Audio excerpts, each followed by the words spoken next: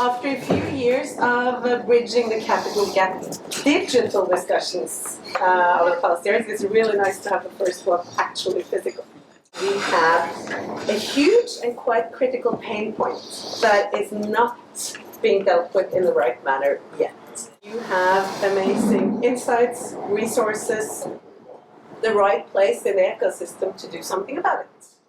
Because we know that for more kind of digital startups, the VC model and a lot of kind of the current kind of startup funding mechanisms are great. But when it comes to the asset-heavy companies that we, after all, really, really need if we're going to create this clean future, it's not enough with short-term focused funding.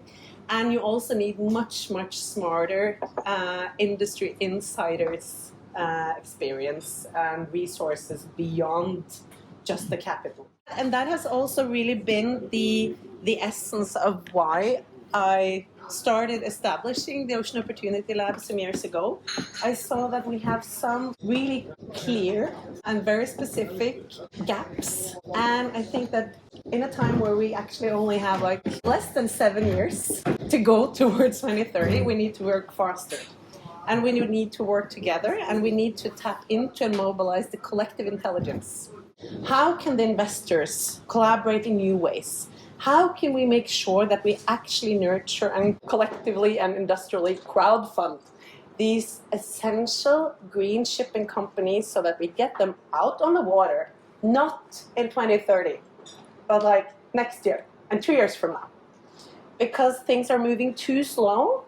And I think that some of our innovators here will tap into what they experience. It's kind of the perfect challenge for the investors to go back home and twist your brains and look what else can you do that we don't already do. And what can you do with the other stakeholders? And then what can we bring to the bigger players in the more institutional?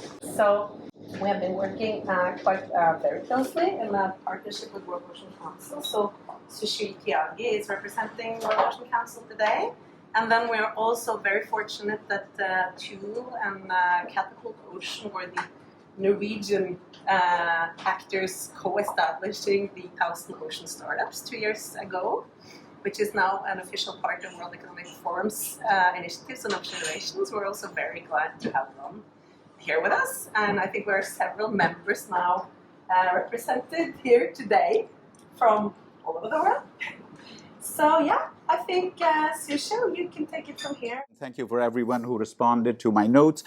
And it really was interesting that I had originally thought the theme of this will be a lot more nuts and bolts, like where does the money come from? Like where's the institutional investment? How do we increase that in blue economy? Like a lot more, like, you know, how can we get more funds or other things? But more that I heard from all of you, I heard a mirror of what people in Silicon Valley say. I'm from California. They all say this is all relationships. And what started to appear to me is that there's a theme that came out that how do we collaborate more? And not only corporate VC, how they collaborate with their divisions, but then how corporate VC and other funds can collaborate. So I think that's where we'll probably go. But I thought just to get us all on the same page, it'll be a good idea to take maybe 30 seconds each or so to just introduce ourselves to everybody in the group. I'll just go. My background is in ocean sciences, but then I went to business school and did corporate finance for a number of years, and then started to volunteer in the military, and now working towards some of the dual-use technologies that could go both in commerce as well as in the military. So that's my background. Let's go this way, I suppose. Yeah. Thank you. Tore Stavall. I started 13 years old working on a fishing boat with the ambition of becoming a captain. And then 15 years ago I started a company, EcoSubsea, that is trying to change the world ship by ship.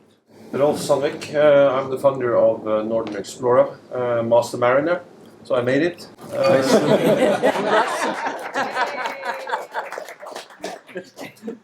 Captain with the Norwegian Cruise Line and Crystal Cruises for many, many years. Became too boring, so I came ashore, started working for the Norwegian government.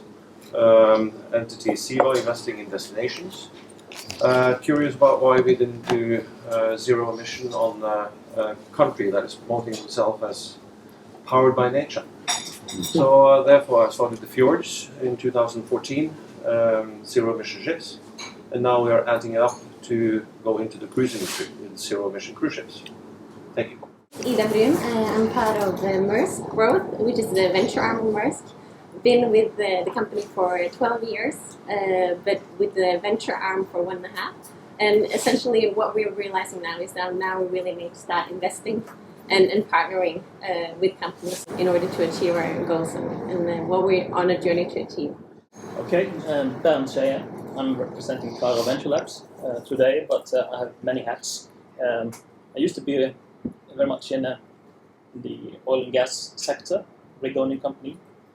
But now, through Clara Venture Labs, owned by Aker Group, it's all about decarbonizing the ocean space. And my day job is in Alma, Clean Power, working with high-temperature fuel cells, low and zero emissions. And my night job is with Green Start, which is purely green. And also, of course, working with industry capital partners, the guys sitting here in Oslo. I'm actually located in Bergen, on the western coast. My name is Nina Simonsen. I'm the CEO and co-founder of Climate Point, and we do impact measurement of early-stage climate startups and quantification of impact. I actually went to Berkeley so I was in California for 6 years. I almost became an American. Go Bears. We just won the national championships in rowing, by the way, just so you know. Excellent. So what we do, we work now with startups globally, Africa, US, Europe, Slovenia. We have done primarily a lot of companies within food, we do buildings, and what we do we go in and measure impact and basically allow for investments into the most impactful companies. We have done some maritime companies. We are looking at that now. I would love to speak more about it in this hour to come. But yeah, getting those data, getting the impact, and like Maersk is saying, you need to get going. Only 16% of investments are being done as opposed to what we need to do. So time is not with us. Yes, hi everyone. My name is Martina Bay. I work in Greek Edge. In Greek Edge, we about hybrid structured. We develop projects with industry partners rooted in sustainability, but we also invest in technology startups with the Maritime Link. And we believe that combination is really good because we get first-hand on new technology, which we can utilize in our company. And then also we are going through many of the phases which a startup is experiencing, such as go-to-market and finding soft funding and other capital, which we can potentially bring back then to the startups that we are investing in. But originally, Greek Maritime Group is a shipping company. We own the world's largest open hatch fleet. And we started Greek Edge, which is the innovation arm within the company. So very excited to be here. Thank you so much for the invitation. Well, my background is from naval architecture, actually. I finished a master's degree there, but didn't think that was enough, so I did another one within entrepreneurship and the strategy, and been actually working in startups before I channeled into consulting. My name's Ron. I work for the World Economic Forum within our Center for Nature and Climate in our Ocean Action Agenda, and I lead our Ocean Innovation Strategy. Our Ocean Innovation Strategy at the World Economic Forum is focused on mainstreaming ocean impact investments, so across topics, be it the circular economy, seaweed farming, or maritime decarbonization. Within that, we have two large pieces of work, the first of which is Uplink Ocean. So Uplink is the open innovation platform of the World Economic Forum, built jointly with Deloitte and Salesforce as founding partners. We run challenges across lots of topics from trees to mental health to ocean. We've looked at a number of different topics, including ocean data, blue carbon, blue food. We run these challenges, we bring together innovation ecosystems to address those challenges and source the best innovators around the world. And today we work with 68 innovators from over 35 countries. The other program, which we have some members here, also some startups included in the list, is the 1000 Ocean Startups Coalition. The 1000 Ocean Startups Coalition is a coalition to accelerate innovation for ocean health with a mission to mainstream ocean impact investing and with a vision to scale 1000 ocean positive startups by the end of the UN Ocean Decade, which is fast approaching. To date, we are 32 members, so representing really most of the VCs, accelerators, incubators, and innovation platforms focused on ocean in the world, reaching $1.5 billion of assets under management at least, and supporting around 330, 350 startups globally. I'm Tim from TechPeer. We are an early stage VC out of Hamburg, Germany. We're much focused on the maritime industry, also logistics and supply chain. We basically invest in anything that makes the industry a bit smarter, greener, or more resilient. So far, our approach has been very software-centric, but we're warming up more and more towards hardware. Yay! So I guess I hope I can make a good contribution here today as well. I also, from my side, Filippo Giuliano, working for the Columbia Group as Director of Energy and Renewables. I mean, my role is to look out ahead for the future. I mean, startups, innovation, see how we could support in the energy transition.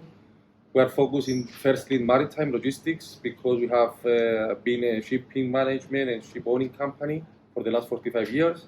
We are looking for opportunities, startups, partnerships.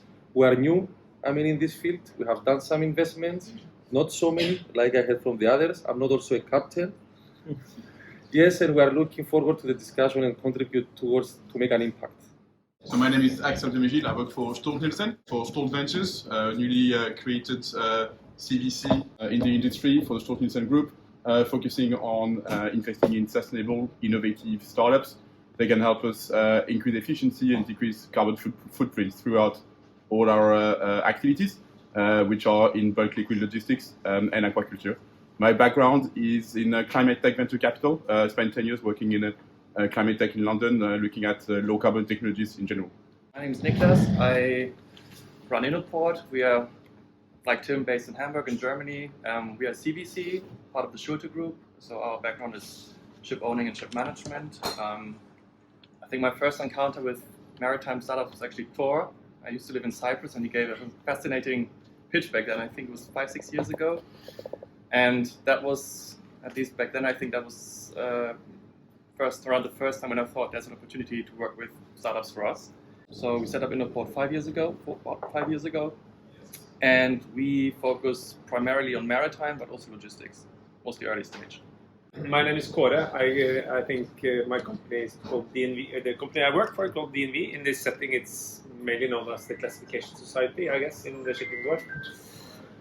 Although that's less than a third of our total impact, so we are very active on a lot of other arenas. And I play in all of DNV's verticals with our venture arm. We're a fairly young venture arm, started 3 years ago, getting started still, it feels like. As most corporate VCs, we are always looking for somewhat of a synergy with what we are and what we can be and what we aspire to be in the future. And that's what we look in every investment. That makes us, and on top of that, in this setting, and that's maybe a little bit disappointing to Birgit's agenda, but of course we don't invest in hardware because we're going to certify them or classify them later on. So then we have a little bit more capital-light approach.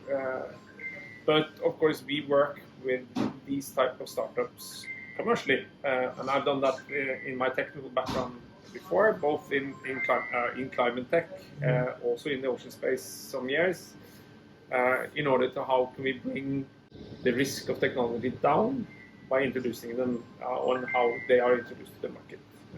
So which I think is one of the bigger challenges that we have for market adaptation of new hardware. There's not enough uncertainty around a startup if you don't also add on the technical risk. Hello, my name is Danielle. I think you can probably guess that I am a captain, the way I address the phone. So I'm also a captain, sail endorsed, and I studied at a nautical college and then an honorary member of the Royal Institute of Naval Architects. I'm the founder of Veer Group, and we will have the first clean container ship to cross an ocean. And you can ask me what I mean by clean after this. And yes, I'm joined by my companion, a team member here, Katie, who's joined us also with Veer Group, so you can also feel free to ask her questions. I'm extremely grateful to be here. Thank you, Birgit, for the invitation, and I look forward to sharing more later. My name is Joshua Berger. I'm the President and CEO of Washington Maritime Blue.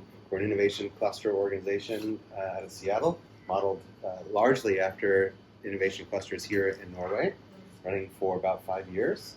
Spun out of an effort in my former role with our state's governor to create a state strategy for the blue economy broadly. And as we started to think about how we actually start to get shit done, we think we needed to spin out a formal structure to do that. And we look towards innovation clusters as a model to go get stuff done. So we do everything from market initiatives, joint innovation projects with our corporate members and research institutions, and run startup programs, including an accelerator program, which we're now raising our early stage investment fund in order to do. The name is Hanan Karmeli. I'm with the DOC, not a captain, but a skipper of a 43-foot sailboat, a Veneto. And the DOC is an independent VC fund, venture capital fund. We will talk more about, I guess, during the discussion about what we do. My background, my career has been in high-tech, by education. I'm a Master of Computer Science, did programming early in my days, loved any minute of that, but was more on the business side of software companies out of Israel. And in parallel to that, I also maintained a special passion towards the ocean, I would say. I'm a graduate of the Naval Academy in Israel. I served in the Navy a few years when I was younger.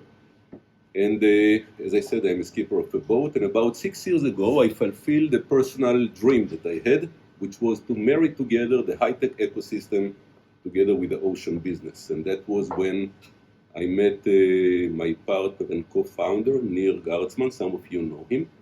And we founded the DOC. So we are 6 years in business.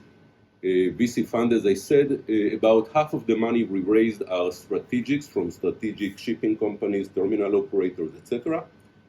Neither one is more than, say, 10% of the overall fund. So no one of them influences the fund. As I said, we're independent. The other half comes from financial investors. And excited to be here, meet some old friends, and make new friends. So thank you. So serial entrepreneur, but I came from Wilhelmsen, started in shipping 17 years ago. So coming from ship owning side, but with a strong focus on people and technology, and basically working across various roles with next generation focus, diversity, and obviously bridging gaps where I see there is a clear need for it, linked to that and the clean shift. And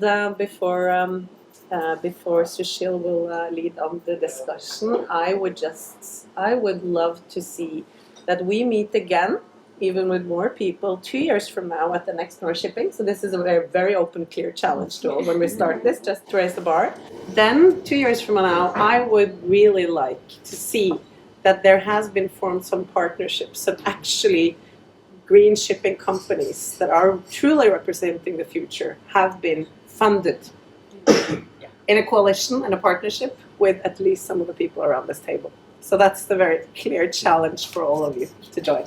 So I'm Maddie McLean. I have my start in shipping is from a very different direction than most people's. I started in experimental maritime archaeology, and through experimental maritime archaeology, it became evident to me that we've been transporting goods around the planet for thousands of years, literally thousands of years, without the use of fossil fuels. Now, with modern technology developed through racing and aerospace, we can do it again.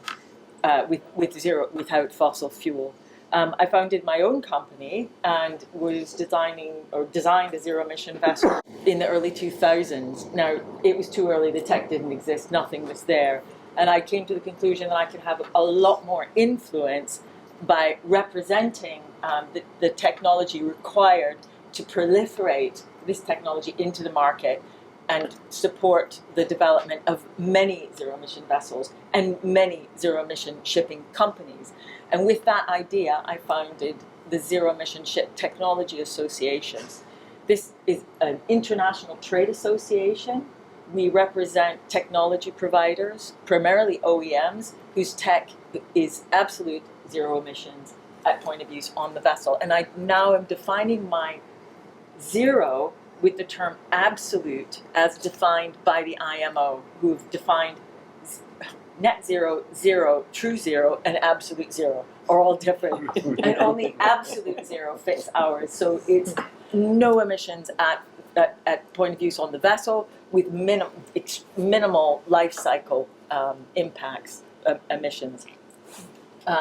So we represent technology providers, as I said, but also projects and zero emission shipping companies, of which Veer is one.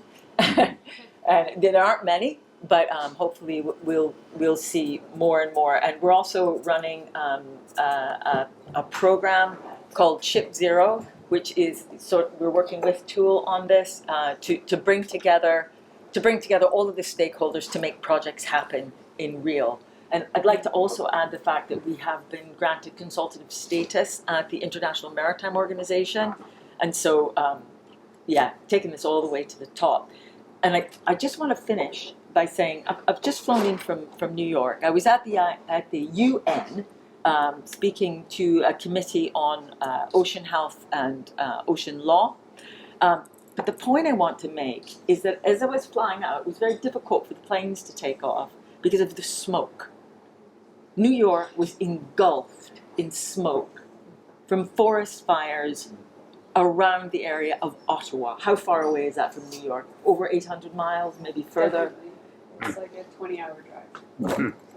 Canada's on fire. Mm-hmm. We are before forest fire season. We have hit, ladies and gentlemen, we have hit climate catastrophe. We're there now. This isn't somewhere further off. This is now.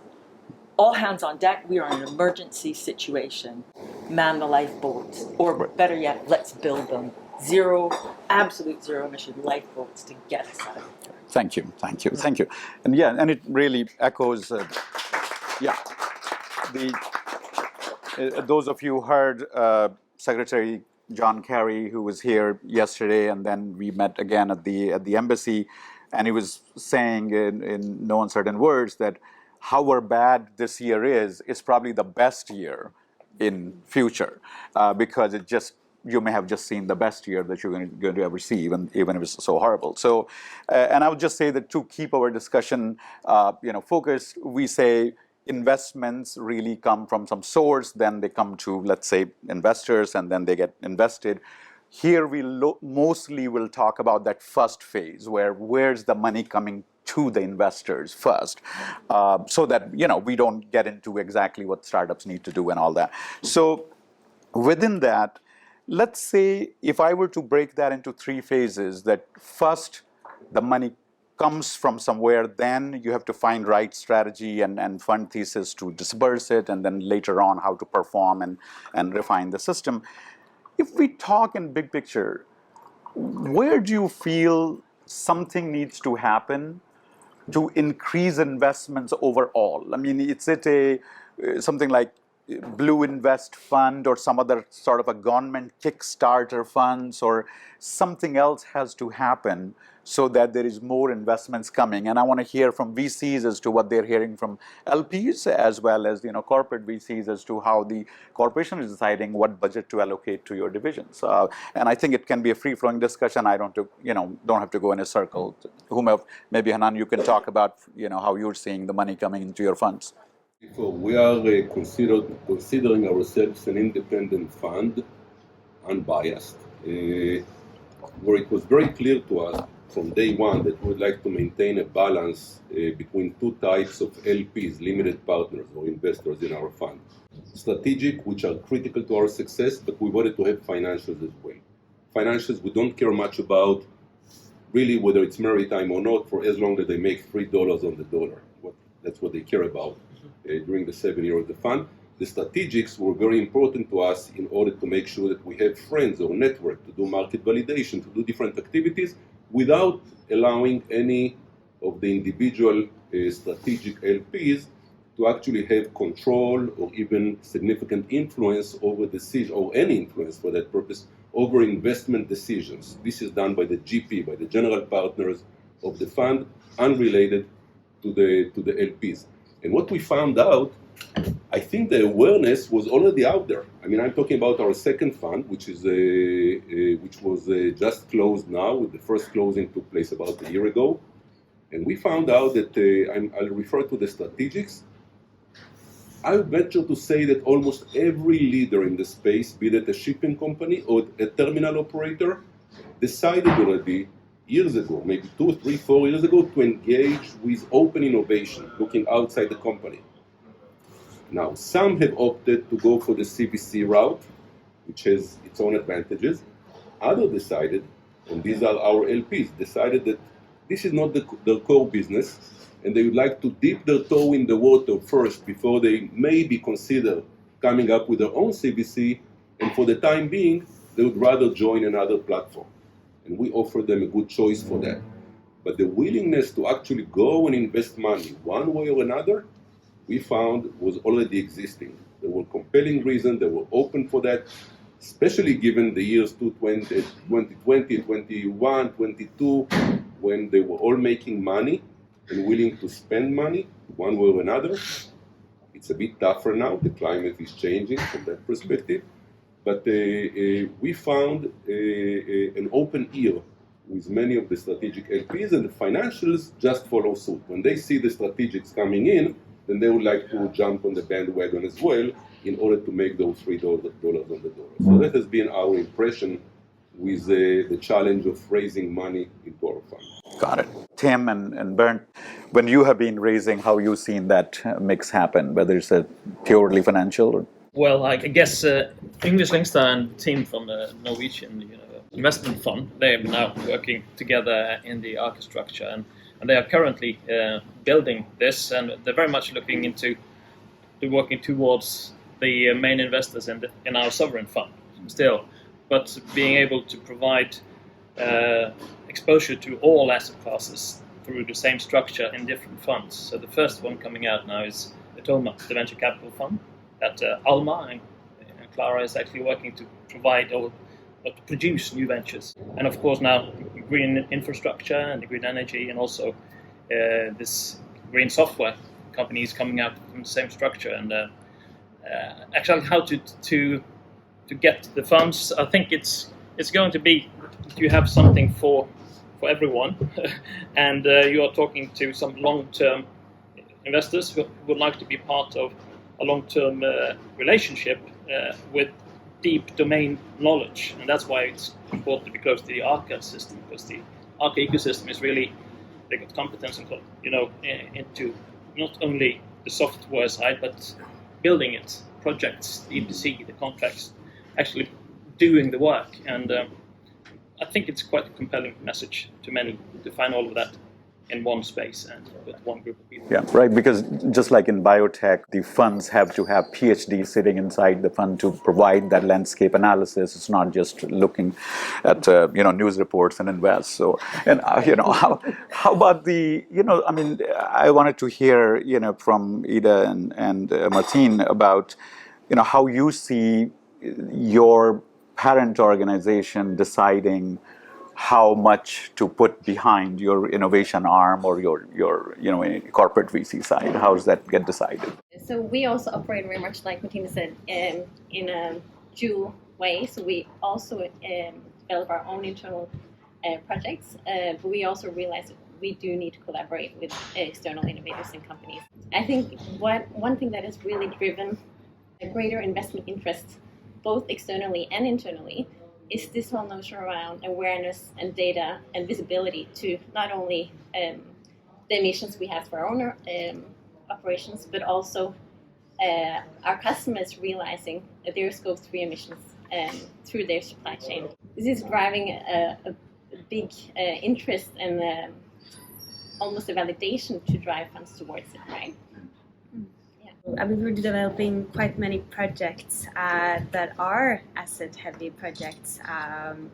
We are building an ammonia facility producing green ammonia. We are building an energy hub in the more southern parts of Norway, where we're looking at producing green hydrogen and distributing green ammonia. And all of these projects, they require a lot of capital, but we don't do it alone.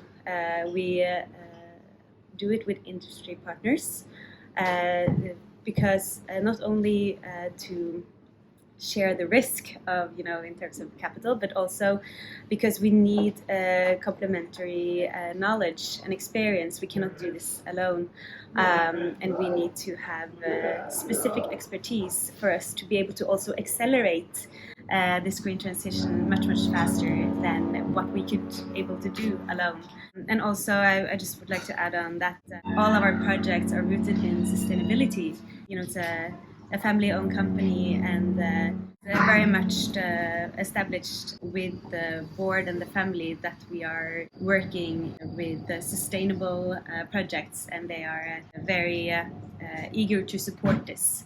So it's not something that we are just doing alone. It's the entire organization is focused on it. How does the parent organization say, based on what you have done, yes, it's going great, let's increase your allocation? Is there some kind of a feedback process, or is it much more about, it's more bottom up, that what the divisions or business lines are looking for? Any specific KPIs? Yeah. In Grieg Edge, we have different segments with a responsible person for each of the segments that we're doing within energy and infrastructure and short sea, for instance. And we have, steering committees, board committees, and investment committees. Everything is very well in process and established all over the entire organization. Philip, you just starting on this road, so how do you see this? We did some investments, but it was not a clear structure. This is what we discussed now internally, to set up the steering committees, investment committees, and then at the end the owners have to decide if they will invest still. So, and imagine the owners are not really young. I mean, they're kind of dinosaurs. They manage. Sorry, don't get me wrong. I mean, kind of thinking, why should we do that? Shipping was very conservative. Now we try to open the Pandora box within the company. Also promote entrepreneurship within the company, starting to build up leaders through innovation. And it's really a great journey. We just started now. We said, let's have fun. And let's build the structure. But like him, we spoke like 2 weeks ago. It was one of the first meetings with him.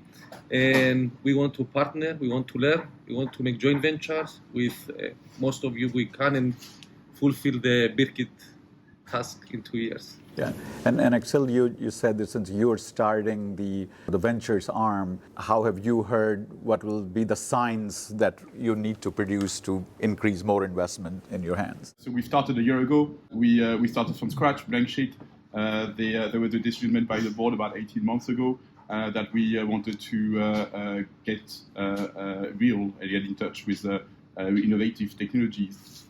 We were seeing a lot of them, but we didn't know how to communicate, how to partner, how to act with them, how to engage. And that came from the board and all the way down to me to create the venture structure with a proper direction sheet, with an investment strategy, with processes that we put in place, making sure that we are responding to challenges, to pain points that we have inside all our division of our businesses. So spending a lot of time with each of the businesses, understanding how they work, what are the pain points, where we can help, where innovation, can help us moving forward towards net zero carbon.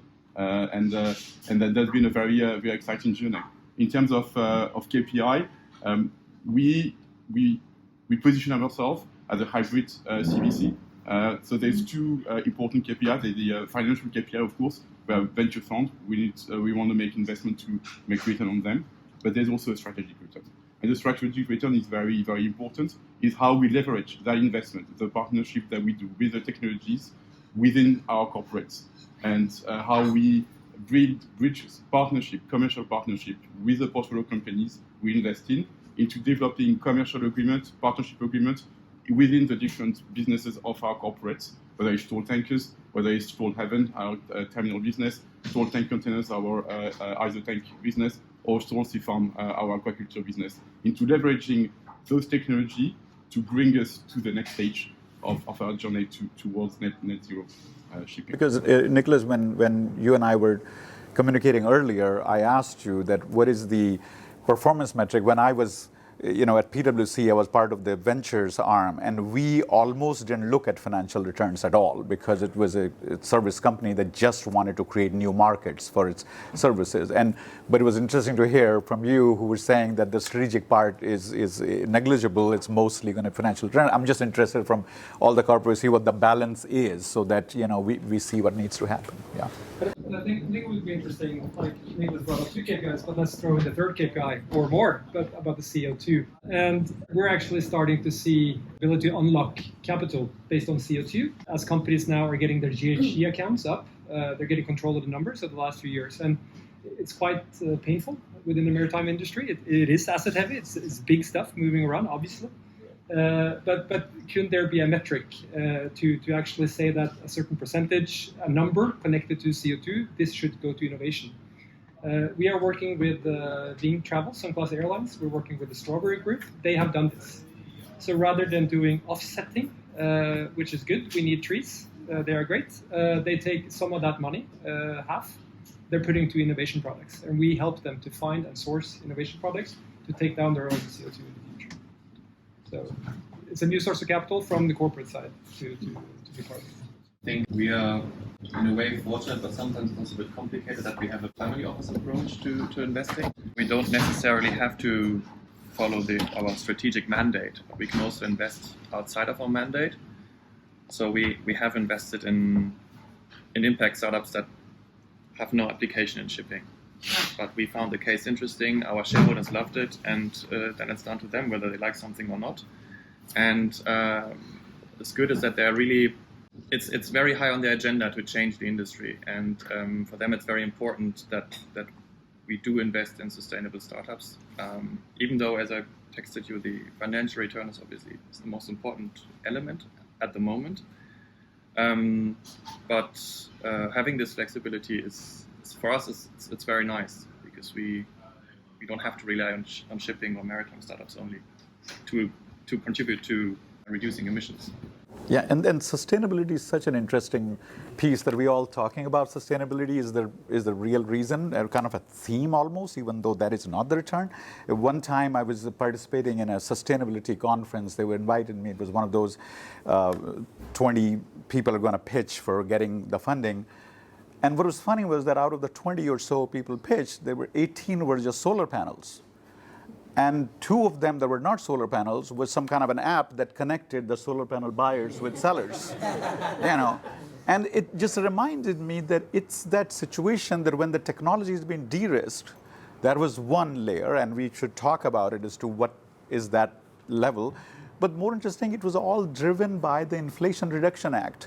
That all of a sudden there was a tax credit and boom, there was funding happening in there. So is there something that can happen at the EU level or some other place? Are there some policies that we kind of waiting on to come together, or is it a much more of an individual game for each corporation?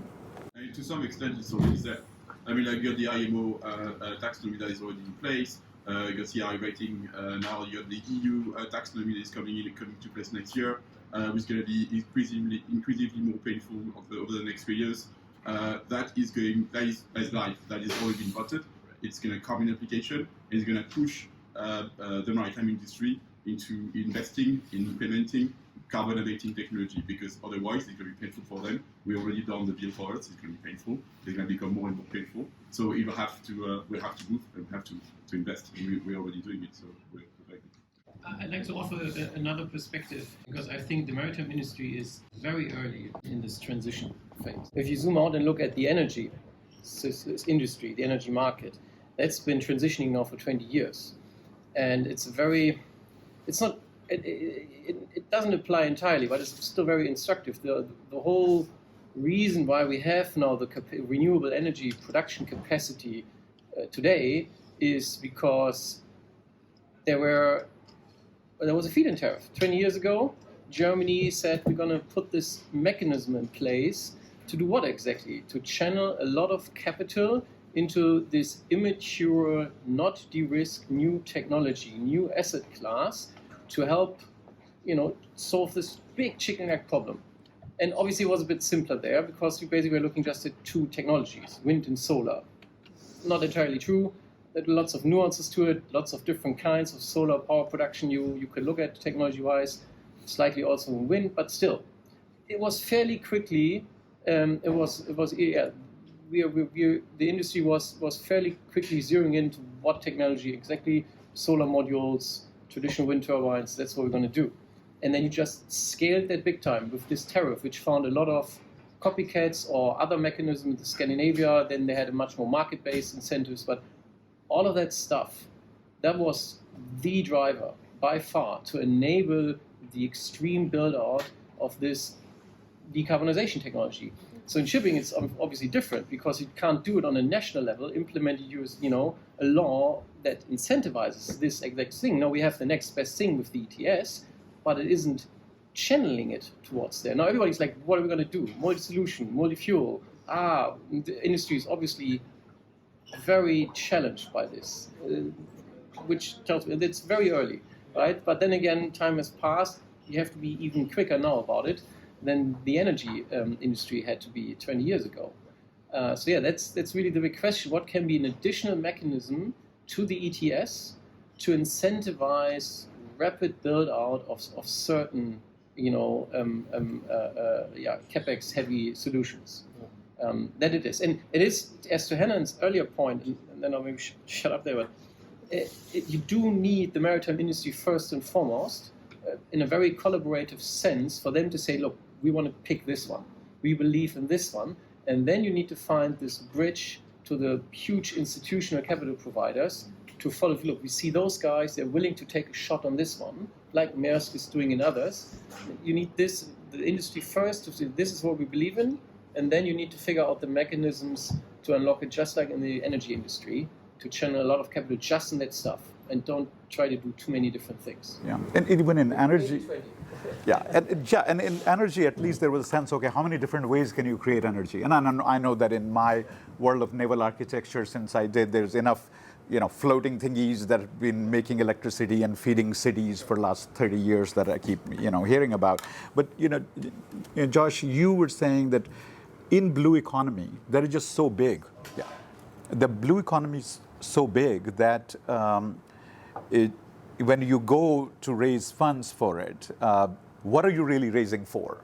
The conversation we were talking about, the strategic investors, we have our maritime corporates, sort of similarly, who are looking to sort of help us strategize and sort of focus in on sort of be their corporate VC arm, the first touch, dip the toe in. But then there's the impact investors as well. And so as we're having those, the LPs, and so as we're having those conversations with folks,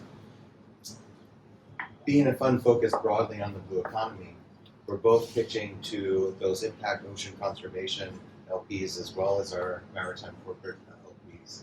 And when we're going around, our sort of impact conservation folks are like, well, we just invest in plastics. Or we're just investing in fisheries. And then when you come back to others, then we go back into the larger marketplace, the broader LPs, and they're like, oh, oceans, it's so niche. So it's sort of this broad, trying to get this conversation. A tiny part of climate. It's so niche, it's so interesting. So we're telling these stories in lots of different ways. So how we manage those conversations, now we've been able to navigate that quite a bit. There are lots of verbal commitments across that different space. But I'm just curious, when we're thinking about this broad blue economy, often with let's say our maritime interests, the story I was telling Sushil is we're going to larger maritime transportation companies interested in coming and help set some strategic tone and direction. Why are they interested in mariculture? It's like, well, because we're creating whole new markets that's eventually going to sort of come back around to maritime transportation, not just impacting efficiency and maritime decarbonization for your vessels or your assets. Like, we're creating whole new markets for your company. So we're trying to tell this broad story of the economy, but then zero in on key issues like decarbonization or plastics or whatever it might be. So I'm just curious if other people sort of examples and playing across this broader space. Yeah, because I see everybody brought up that logistics, supply chain, those like common pieces. But then where is kelp?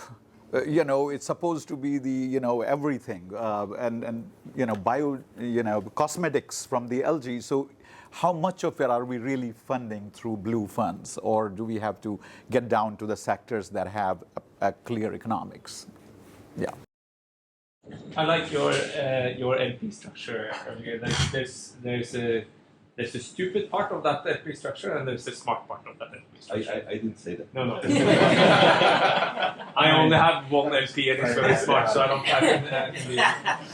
But of course, the forces of those two, which are the biggest one, it's surely the ones who's just looking for $3 on the dollar.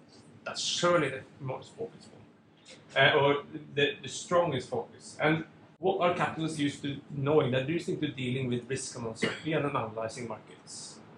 On kelp, how big is kelp going to be? Nobody has a clue at the moment. How big is energy? That's much easier to analyze because you know the demand of energy at the moment, and you know, okay, this amount is now currently delivered by fossil fuels, and this will transition over time. And DNV issued a brilliant report on how that is happening, just a bit of PR. But suddenly you sit with an investment opportunity, you don't know the size of the market, and there's huge technology risk on how the yield of that kelp farm will actually be. Those two uncertainties is very difficult for the stupid investor, the $3 to $1 type of investor, to assess. Hence, he's not going to put his money there, and unfortunately, it's too much. You good diversity here, but it's too much EV. So what do? You pair them up with somebody who understands kelp, or understands maritime shipping, and understands technology risk at least, and also can maybe start alluding on what the size of this could be. That is how you can do it, and that is how you get forces to it. And I think maybe then impact investors has led that in some areas. I've been part of this renewable industry most of my career, starting in 2005. There was not the energy transition has not been going on for 15 years. It's been going on for 5 years. You've spent the first 10 years figuring out how to get the market to work. Now the market is starting to work, and you see how much the IRA is doing, how the EU Green Deal is happening in the US. Suddenly, I've looked at a few cases on high temperature fuel cells in my life, and they've all failed. Offshore floating wind turbine, good company. We worked with them in 2006, they went bankrupt in 2010. Because the market wasn't there. There was a market failure. It's much more expensive to put up a floating wind turbine than an onshore turbine, and that was it. So it's going to take time, and we need to work on, I wouldn't say necessarily just the dumb capital on it, but also the market failure that lies. It's more costly to do it sustainable than to do it dirty.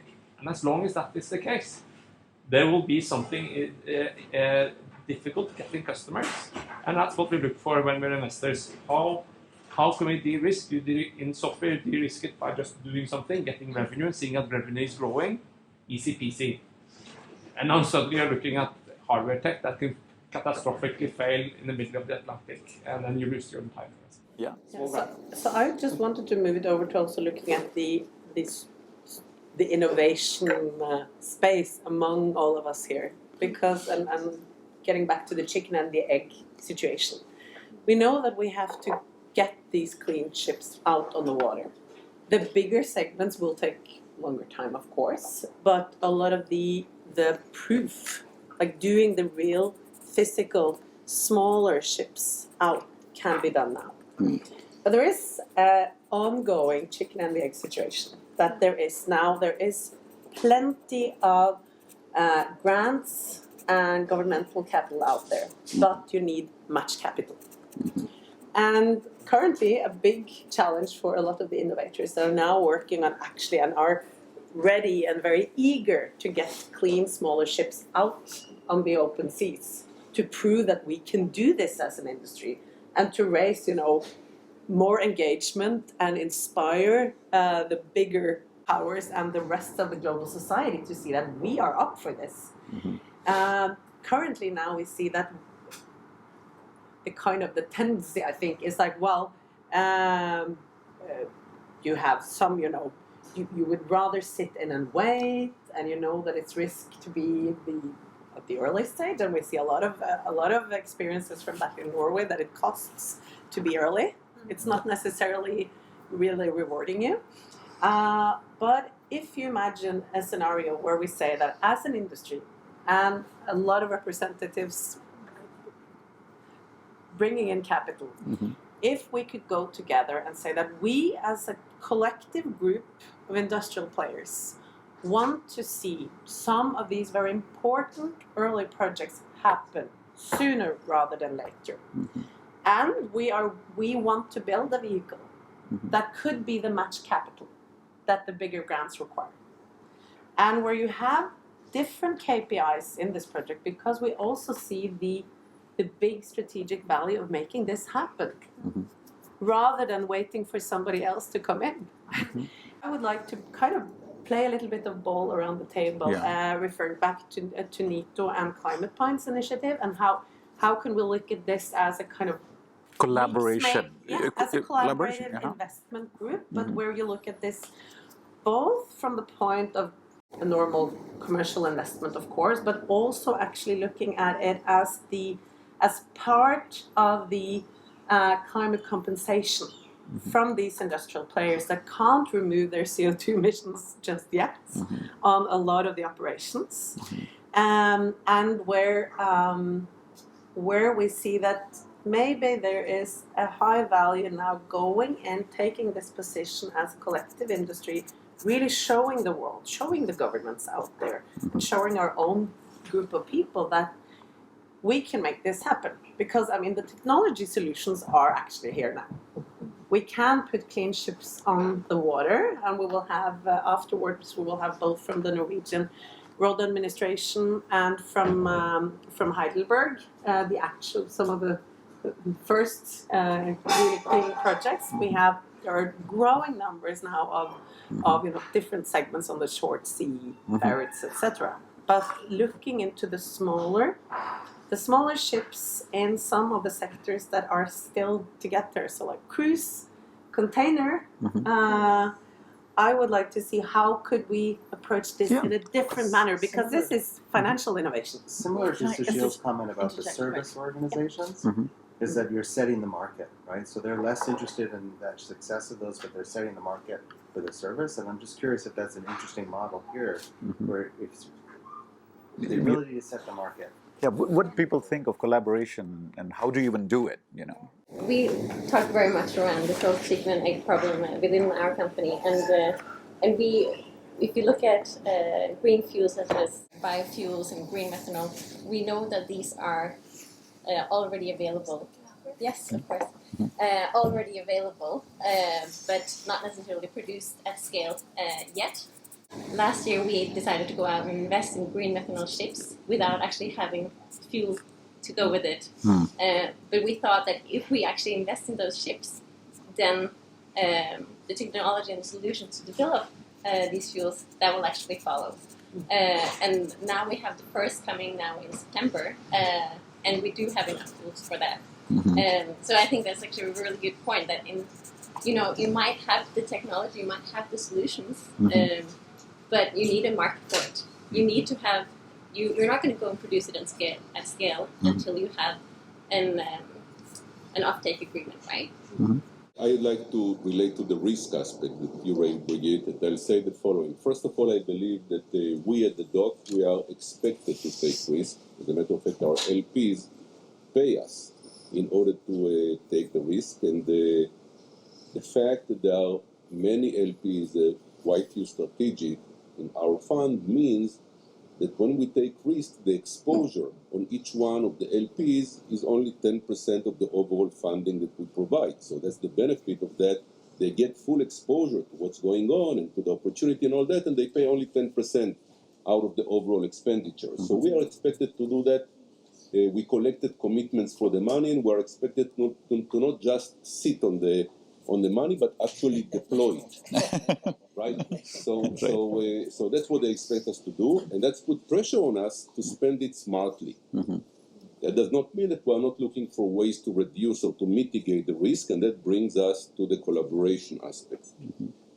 From our perspective, Our comfort zone, usually when looking at an investment opportunity, is to syndicate or to come with a group of co-investors from our network. And part of my purpose of agreeing to be here and participating and looking forward to it is to make new friends in that respect, because we believe that the right combination of investors that pull together in order to invest in a company does not only mean that we share the risk and we can bring higher amounts of money, but also we complement each other. We love working with other funds, either CBCs on certain projects, or sometimes we are based in Israel. So in order to reduce risk, we need to look at the founding team and make sure that we understand them. We know to do it very well for Israeli startups.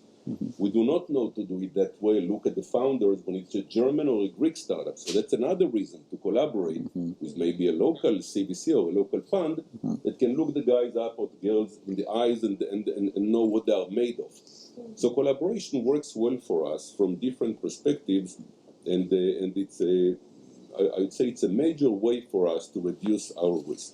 And how do the corporate VC think of this as, collaborating with outside VCs? Because just VC collaborating is a little bit simpler, sharing risk. That's all. But with corporate VC, can that happen? Can that bundling happen? Is it possible? It's key to us developing technology together to share the risk. When I started at Stolt-Nielsen about 12 months ago, I explained to my colleagues that I was going to start developing network and discussing with Nicholas, with Steve, with Maersk, and they're like, "Oh, you cannot. We're not going to speak to these guys. They are our competitors." And I was like, "No. In venture world, there are no competitors. There are only co-investors, because that's how we collaborate, and we share the risk. We co-invest together. So they are starting to understand it. And when I bring investment to investment committee, and I said like we are co-investing with Maersk or with State Pier or with Inoport or with any of these, like, oh, interesting.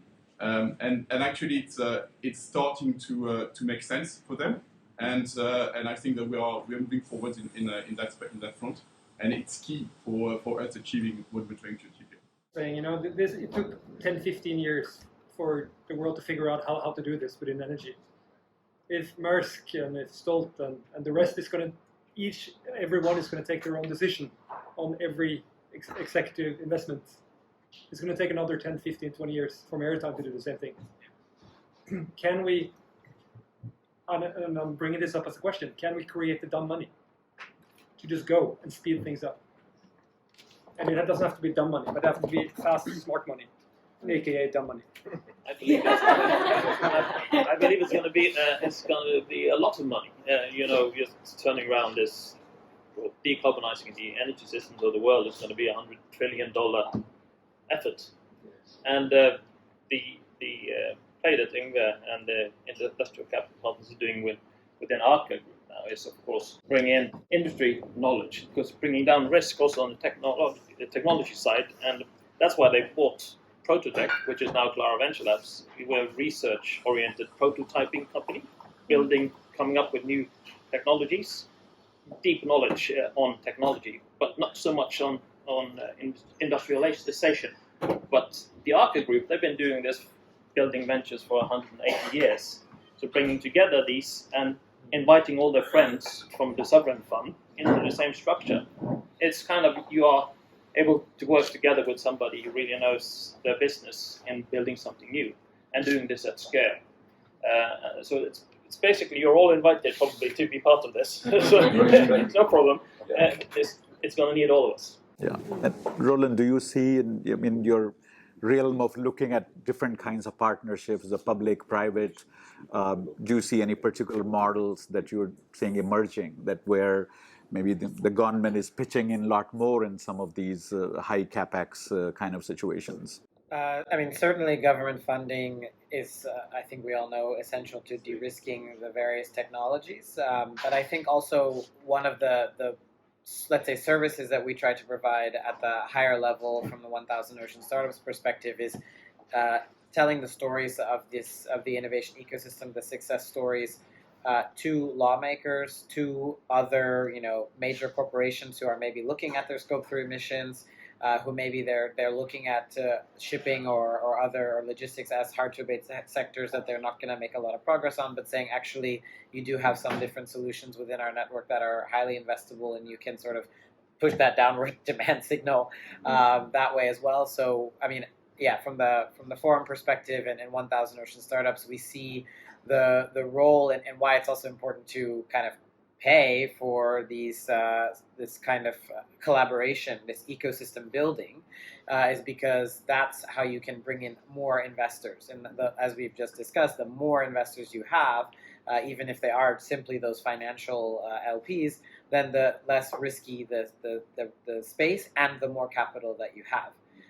So that's what we're trying to do across these different technologies. Another thing that we're trying to do, which is kind of the point along what technologies are we going to look at, and we just had a nice conversation with DNV about looking at this in different industries, is can we take a very, where we don't invest, we don't have money to at risk, etc. So we can take a very kind of neutral perspective on what technologies are really needed, where and when, and which have like the best chance of success in the current timelines that we're working towards. And then we can also, because we are at the moment 32 members, probably growing to 40 pretty soon, we can then say, okay, listen, ecosystem, this is what the kind of the fact-based roadmap for that sector, be it aquaculture, be it kelp, or be it hydrogen fuel ships. So we can then say these are where VC should really be putting their money. I think there is some issue, especially when you do have mixes of different LPs and different institutions who are interested in ocean, whether it be coral reef restoration or ships. So they are not that informed, and so it's one of the roles that we see ourselves having is to work with the experts across those different sectors, because the ocean is so enormous, and then really try to align and channel capital really quickly to those innovations that are really needed. And so that's one of the last point, but working at the forum, we work with the 1,000 largest, most influential companies in the world. So we can also ask them, what are your specific challenges? Why are you not adopting these things that we think are good for them? Maybe they say this and this and this, and then we can feed that back to also the venture side of things, where you're investing in things that are sexy but not practical. So I think that's also a service that we are trying at the ecosystem level to offer. Because what happens, at least in US, and from California side, that there seem to be two models. That there is a non-dilutive funding, which is just sort of somehow free money after you wait for 7-8 months, which is, I don't know how an actual organization does that by applying and waiting for months, or it's a VC who's essentially looking for 100x on each one. And don't want to touch anything that's not already, at least in theory, 100x. They were willing to take the failure, but it can't be anything less than that. So the question is that when we are really talking the projects that are either asset heavy or they're in between risk, is there some other capital stack that is needed in this? Is this doesn't have to be an equity model? Are some of these projects such in which a certain debt or certain other form, other instruments have to be part of it, and it's not just pure equity? Do you see it? There's another complication to your example, is that the venture capital in California is looking to 100x, and to make that return in 10 years. Yeah. How is that possible in this stuff that we are trying to do? So it's not good to have the best hydrogen reactor in the world, which is almost non-energy consumption and free hydrogen, when there's no fueling stations in any other ports, and there's no yet off-takers in the market. And that's going to take time to build. And that's that type of infrastructure is like pension funds to 3-4% type of internal rate of return on to build that type of infrastructure. That's going to take time. So you need also investors who have a time horizons, which is different, and are used to dealing with that type of data. And I think family offices, especially in the shipping world, they've built up their shipping lines over 200 years, and they've always been long-sighted. Long type of Aker family, they understand the risk differently, And they're also willing to say, okay, we can wait for this to really kick in 2035, because then we're going to be king and we're going to be around for that.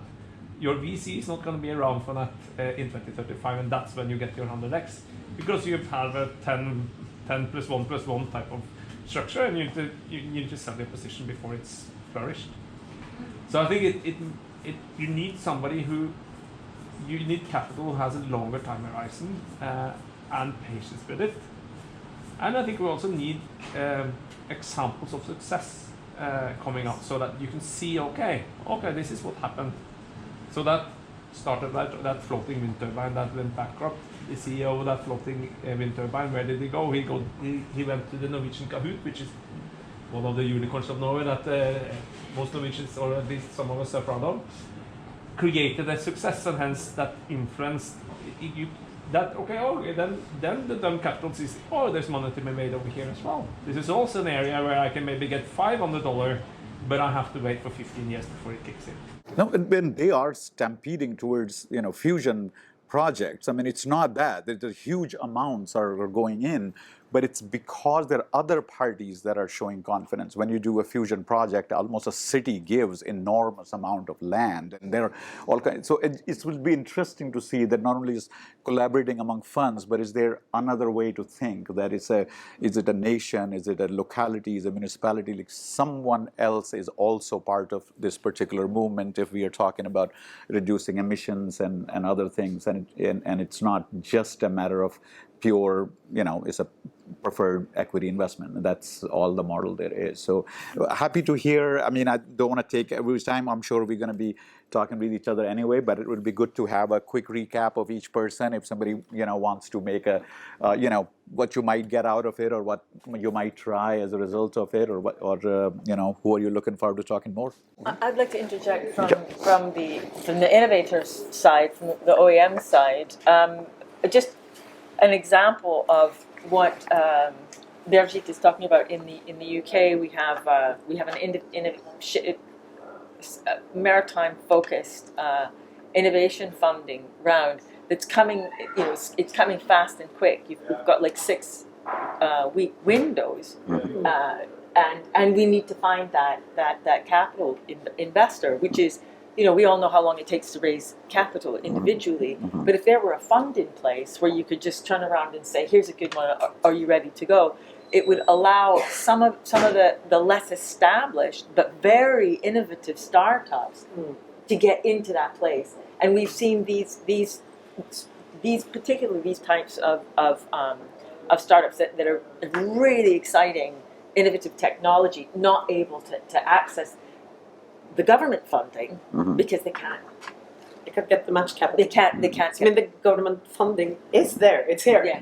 So, and the other thing I want to say, just to your last point, is that there are, we've got like UK, Singapore funds putting together. We've got the EU funding. So and those are just 2 examples. But this is there is innovation funding that's cross-border as well, which could match very nicely to this quick and fast innovation fund. And from my perspective, I'm not an investor, but from my perspective, this really de-risks it for everybody. If everybody's putting a bet into this super risky pot, nobody's risking too much, because it's only a part of what all of you are investing.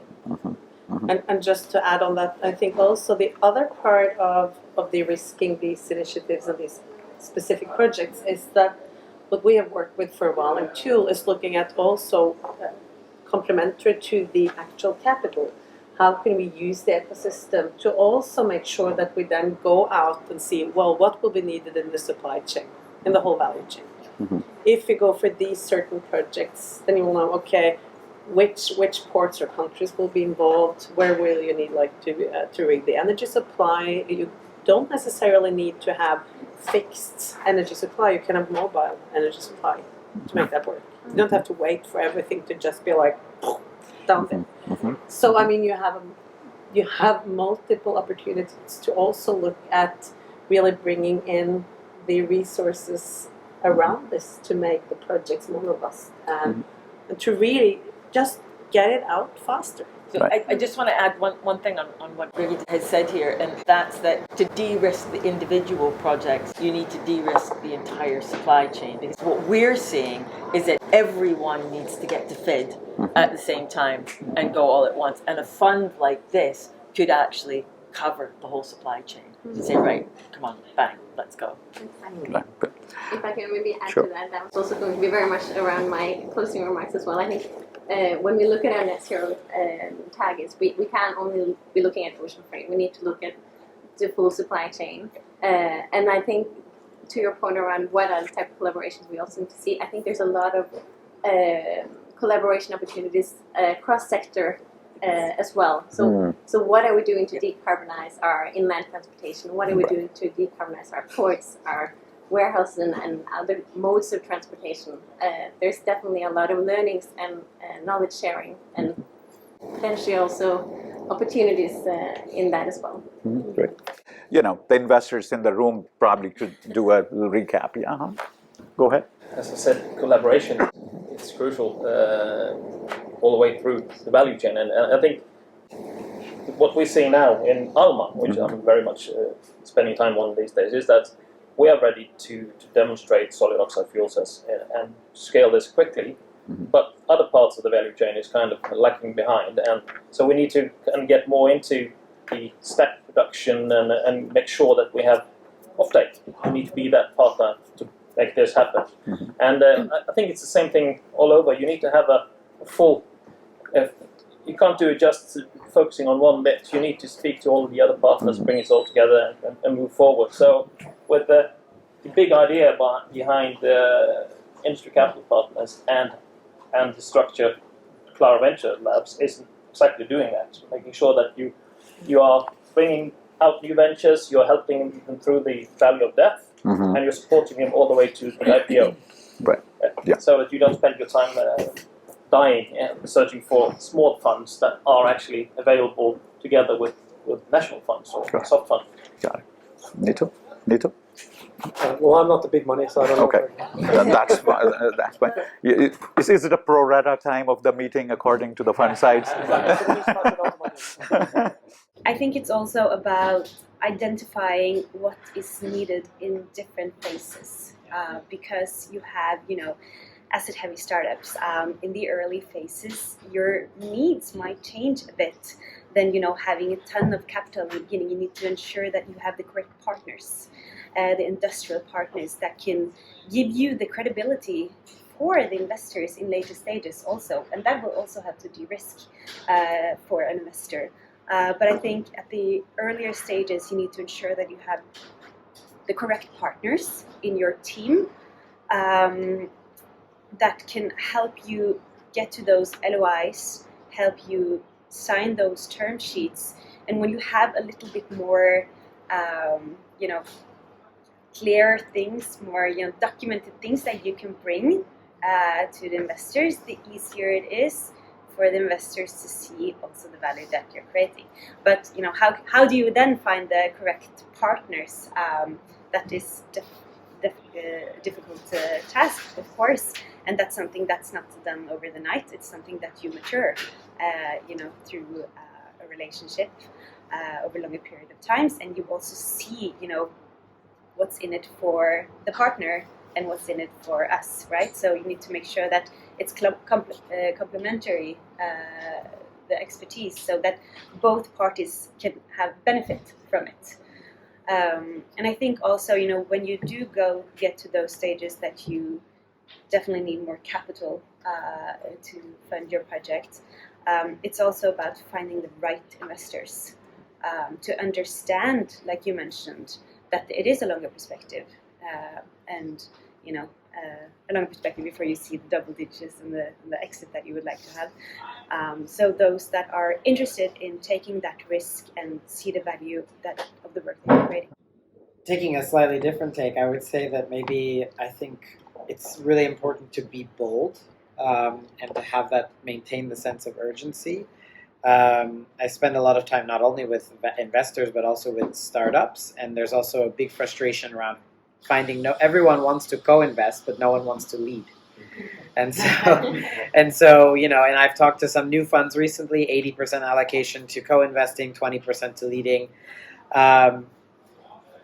We can have startups waiting to find a leader and they die in the meantime, but they have half the round ready to go. So I just think that we really need to and if that means that we need to find other ways of collaborating to figure out maybe standardization around hardware, writing standard hardware term sheets and through independent organizations, looking at the sort of scope and trajectory of sectors, whatever. But whatever it is that is necessary to encourage investors to be bolder and really lead these rounds and value these companies. And then also the fact that doing this collaboration and also seeing the bigger picture beyond your niche, solving, let's say, a specific fuel challenge or propulsion system or whatever, there's also a bigger picture, and there are more people who could be educated about the ecosystem and find value, and of course that makes more money available and de-risks the ecosystem. So it's important to invest also in those collaborations, those ecosystem projects, to see that bigger picture. Well, there is a bit of a conundrum in there, right? Because as a VC looking at hardware, you want it always to be new, and that contradicts the case we need something we decide on and scale it, right? That's I guess a big challenge to figure out the balance. Yes. Of that, but I agree very much so. To be bold, I guess there can never be enough potential lead investors, for sure. I guess that part boils down to the whole technology risk, right? Nobody's able to assess a plethora of different technology risk categories. Yeah. You need partners for that. There we have the collaboration bit again, right? But even there, you can only do so much. But I'm quite hopeful on that front, especially to your point. A lot of climate funds out there now taking very much this perspective, this focus. That are very willing to do exactly these kinds of deals, and even to lead them because they have a lot of capital at their hands to do bold, early lead investments. But yeah, they obviously want to have the industry perspective in there too, and that will be then us as co-investors. No. But what else do I take away from this? I think. For me, it's also a question of how much push and pull it is from within the industry and from without, right? Because obviously the shipping industry needs to get its act together, but then again, as to the point of the supply chain, right? You can also think it from the beginning and from the end, and then there's even the bigger leverage in terms of, okay, now you really need to change things. We need you to agree on something here because we're now actually seeing the data more and more because we're asking for it and our customers are asking for it, and we don't like what we're seeing. When Unilever says, I want my supply chain to be carbon-free by 2025, which they said already like 2 years ago, obviously these are the kind of announcements you need way more and more of, right, to get everybody to not just start thinking but doing.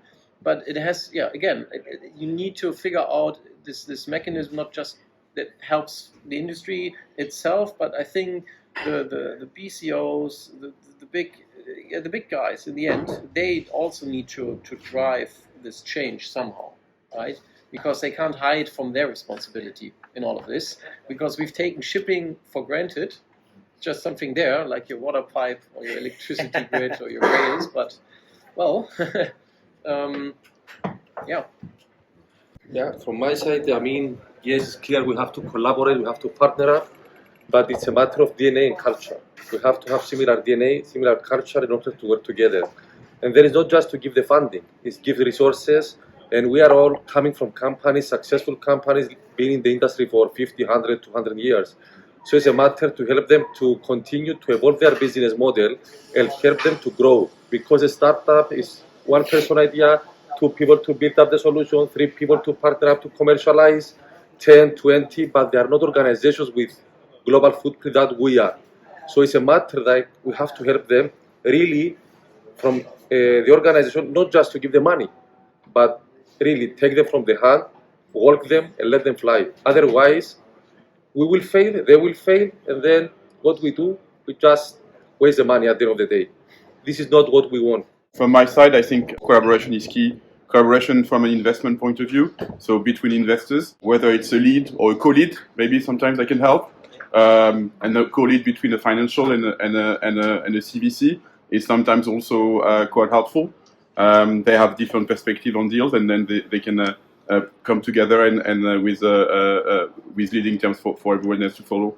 Leveraging the platform we have as big industrial corporates, leveraging our technical skills, our resources, our partnership, our brand, our network, to help all these startup innovative technologies, to put them on the map, for them to become industry standard. That's our job as a sort of like large corporate and innovation/investment arm of large corporates. But I'm quite hopeful, and I want to end on a sort of like positive note, that I've seen a lot of people around this table coming with great ideas, and I really I feel very positive that we are on the right path to achieve this. And I would like to add to Axel's point. I mean, we normally, when we invest, we co-invest mostly with ship owners or charterers, but rather with our customers or competitors. But we never look at our supplier side. We've never invested with, let's say, an Alfa Laval or any of the machinery producers, our OEMs, and we don't even see them in the ecosystem. So my takeaway would be, and something I noticed yesterday at the exhibition, that we've never seen any one of these or any representatives of these corporations, even large corporations, within the maritime startup ecosystem. They're not there. Why are they not there? Why are the shipbuilders not there? So for me, my takeaway would be to embed them more and invite them to join such events. I think we need to channel more long-term focused capital into building hardware tech. And I have to say, being a CVC myself, we have a very poor history as CVCs as being long-term venture capital provider. An average lifetime of a CVC is 3 to 4 years. So I have one more year to make success before I'm kicked. And I think it's this balance between a CVC needs to make financial sense, and making financial sense takes a venture capital fund also 7-8 years in order to prove that you're making financial sense. So you start up a strategic investment arm like a CVC from the belief on the CEO, this is smart. And then they tend to pop up around when the corporates feel that the industry is moving faster than they can follow with the R&D department. And we're in the midst of that now. But I think, so the CVCs also needs to make sure that they make financial return. So I think making financial return, I think what Tim said, I think there are pockets where you can make something financially, commercially viable, also in a geographically spread type of industry like maritime. So I often give Germany credit for shaping and creating the solar industry. I'm not sure it's correct. But Energiewende, as you mentioned earlier, they created a market for residential solar that enabled the Chinese to build capacity to sell to that market. And then you created some of the same from Denmark. So two of our main OEMs for wind turbines comes from Denmark. And it was the oil crisis in the late 70s, early 80s that created that local market that you can build the turbine, and it was very small. Now they're 15 megawatt size. And only 10 years ago they were 5 megawatt size. So that's when it starts, when you get commercialness in it, then these things get fast. So I think figuring out how to fix locally somewhere the market failures, then the investor will play. Then the dumb money will play, then the long money will play. I'm grateful to hear that you're helping each other feel a little more brave. Veer in Hindi apparently means brave, and that's a very important word given the context around us. The energy and logistics sectors are in desperate need of rehabilitation and reform. That is what has caused our climate crisis. That is why Nova Scotia, where I'm from, is on fire. It's a wet, cold province. It's all on fire. The energy and logistics sectors desperately need reform. We need to be brave, and they are all heavy asset industries. Please be brave. Please hold each other's hands. We're all in this together. Over the last 5 years, I've become a bit of an evangelist for the cluster model. And I think what I'm, as we're doing markets and supporting technology innovation and the like, and bringing, we call it quadruple or quintuple helix together, and I'm seeing sort of the same opportunities around the cluster, the capital cluster model for the blue economy, right? And that we talked about sort of being able to stack and layer. We talk about stacking and layer public and private capital for specific projects. We talk about stack and layer sort of early stage patient capital, corporate CVC, and so this intentional collaboration across the stack seems like an incredible opportunity for acceleration, which is exactly where we are on the capital side.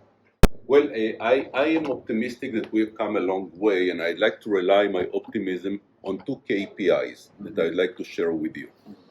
When we started the doc back in late 2016, early 2017, we looked at who else is operating at either accelerator, incubator, VC fund in the maritime sector. Now, granted, we may have missed one or two. We identified one entity that was serving as an accelerator. Anybody wants to guess who that was? That one? PortExcel. PortExcel was the only one that we were able to identify. We thought of ourselves, again, maybe we missed one or two, as a second one. Today, and we maintain a map of how many there are out there. We crossed already the number of 50, including all CBCs and all others, which are operating. That's one KPI. Another one is very interesting. One of the first investors that we wanted to join us and invest in us asked us a surprising question. Are there any exits in the maritime sector? Any M&As for tech companies? And we put an intern to research that. And again, in 2017, and we have a very live and nice map that we maintain since then, in 2017, we were able to spot 5 transactions. Granted, again, we missed some because it was a Google search by an intern. Since then, it has been steadily growing and exploding, literally, from 5 to a few, I believe, a few tens, if not more than that, every year since that. And again, on our website, and I welcome you to go and look for it, there is a map of the evolution, and you can click on any logo out there of an acquiring company, an acquired company, and you will get the press release or whatever supporting evidence there is out there. So those two metrics, those two KPIs, the number of entities or platforms supporting innovation, that's sort of a leading indicator, and the number of exits, which is sort of a trailing indicator, are both indicating that we have gone a very long way over the last few years. And here I'd like to end up with commending what you are doing, Brigitte, here, with getting us all around the table, because I'd like to speak to many of you. I'll try to still do that, and if not, maybe reach out via email. I believe the topics we discussed here in terms of collaboration are critical as well. So I have a different kind of landing and rounding off remark, because over the summer we will transition to the new version of the tool platform, which facilitates, it's a Web3, so it facilitates private spaces and open spaces. And we are going to set up one separate private space for this initiative. And whoever comes on board towards this next landing back in shipping in 2025, if you know, it's also kind of coinciding with the UN Ocean Week in Nice. And we have a partnership with Statsråd Lemco, which is Norway's biggest sailing tall ship. We are going to do a few Arctic expeditions with Lemco prior to their official start of the next One Ocean expedition. During the spring, around April 2025, there will be a few very curated, targeted expeditions where we will sail from northern Norway to Svalbard, and we will have sailing from Svalbard to Iceland. The participants will be able to visit a part of the national park in Svalbard that is usually not able to visit. We are a co-shareholder of the last private property of Svalbard, which is the only owner outside of the Norwegian and Russian governments. So I will be hosting you there to actually get up and see where it's really, huge impact of the climate changes that we're going through now. So we are coming out with more news about it later on. In due course, we are setting up one There will be one separate sailing only for family office representatives, so only the owners, across generations, and there will be one for the green kind of coalition investors together. And we are doing a third part or third voyage, which is solely for female founders in our industries, and investors are backing them. So that is the open invitation from our end. I think it will be quite exciting. We have some nice people confirmed on board with us already. So I think that is just, the outcome from those sailings and this work towards North Shipping 2025 and the UN Ocean Week will also be then brought down to Nice and the UN conference. So, yes. My recap is a challenge, and that is to add a KPI, a third KPI, and that's specifically ocean health. And I'm going to say a little bit more on that topic based on the research that I did for the talk I gave at the UN, which was specifically about how absolute zero emission technologies relate to ocean health. And in the research that I did, I mean, we all know that water vapor is the greatest greenhouse gas, and we have looked at controlling water vapor with reducing primarily carbon emissions, because we have believed up until now that that the water vapor is related to temperature. Indeed, that is not. It's very important findings in this last year. Something called the surface micro layer of the ocean is actually what is controlling how much water vapor is escaping into the atmosphere from the oceans. The surface microlayer, it's a microlayer, and it's primarily made up of plankton. It has been reduced over 50% since 1950. We are losing it at greater than 1% per annum. This is being caused primarily by pollution. So microorganisms, particulate matter. And so we need to take a step back and look a bit broader than certainly than carbon, but also than greenhouse gas emissions, and look at all of the toxins that are going into the oceans. And so I would ask for one of your KPIs to be, well, first, to do enough research on this, that you have the awareness of what projects are going to indeed drastically reduce ocean pollution and therefore reduce climate impacts. Fair point. Fair point. Do a little recap. Well, I think it's. I find it's a little bit like war insurance for the shipping industry. We know we're up against something. We don't know when it happens, but it's going to happen, and we all need to co-invest in this in order to fix it, because it's going to be bad. Here, the only certainty is that the war is coming, and it's going to hit.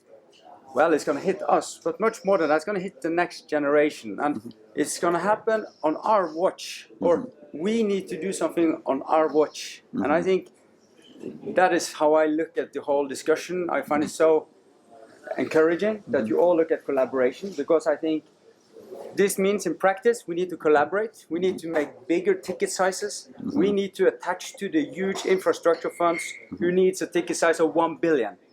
Because I think in Silicon Valley, yes, they are investing $100 million, but that's in tech companies. Here you have heavy asset companies.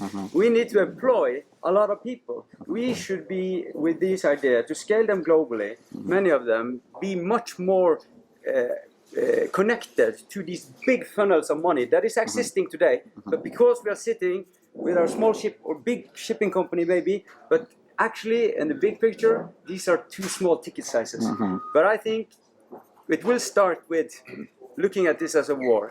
And looking at this, it's just an assurance. It's not for us. It's for the generations after us. And I think it's encouraging to hear that. That's the way you're talking, guys. That's good. Great. Thank you. It's a really interesting discussion that has been around the table here today. And I want to end it with a short story. Back to the hen and the egg, which is always the discussion around the tables, especially with the VCs. When we funded the Fjord based on a zero emission technology, we went around to VCs and trying to get funding. Come back later when you have a lead investor was more or less the message. We didn't have time for that. So we had a local bank that just pitched in and said we are taking this. They took a huge risk because we had signed a contract for a technology that wasn't available. It was impossible. Everyone said it was impossible. 60 months later, Vision on the Fjords cruised on zero emission. But then we came to the infrastructure part, which is also important for the shipping, logistics. We started up in one of the municipalities in Norway that produces electricity for Oslo, Aurland, for those who are locally known. And we thought there was no discussion about getting electricity. Well, it was. And no one would invest in the technology or the infrastructure shoreside. So we had to do that ourselves as well. And then we came to the second port, a small village in the UNESCO World Heritage Fjord, Gudvangen. The grid was there, but there wasn't enough power to charge our vessels, because then we would tap or close down the entire valley with the waffle irons for the tourists during daytime. But the electricity was there at nighttime. So what we did, we made a floating infrastructure also on the owner's bill, which created the first power dock, which tapped the grid during night to supply the vessels during the daytime. Again, not one single crown from any investors, any governmental funding. But when we launched ship number 2, and this was a success, everyone came after us and wanted to give us money. I was even called up by some VC funds that never wanted to talk to us again if they wasn't allowed to pitch in money. But we didn't need them then. So I want to see more risk. I want to see more long-term investments and long-term commitment to what we are doing, because this is not done in a VC's life. And also thanks to DNB for being on the voyage with us back in the days when we launched Vision on Fjords. It was really, really a tough work. And there was some that took risks on us, and the payback was pretty good. For those who have been up at the fair at Lillestrøm, 7 years later, many of the stands is just plastered still with Vision on the Fjords ships. We're going to make it again, but this time in the bigger scale with Northern Explorer. You will see my presentation. Okay, of course. Okay, right. Well, thank you. Thank you. And in closing, I'll just say this, that, the word, valley of death comes up many times in some of this, and in dual-use technologies that I work with, where the military just sees it as a fact of life, that there is a valley of death. You give some money to the professors, they never build anything, and then military says, unless it's fully built, we will never buy anything.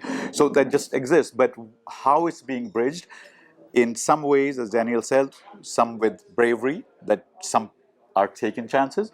But then there's also circumstances that even in that side, it's the war that has made everybody take chances and come across the valley of death. And there's much more, there's such a fast adoption of defense technologies in Ukraine going on that nobody needs to go all the way full productized level of it. So between the combination of bravery, innovation, as well as you brought up the emergency that we are all dealing, I think those factors will make us collaborate, and I think that's the answer we are coming here for. And I really thank you for taking the time, and thank you for indulging me for all the endless notes and text messages, and hope to meet all of you again. And on behalf of WOC and Tool, thank you.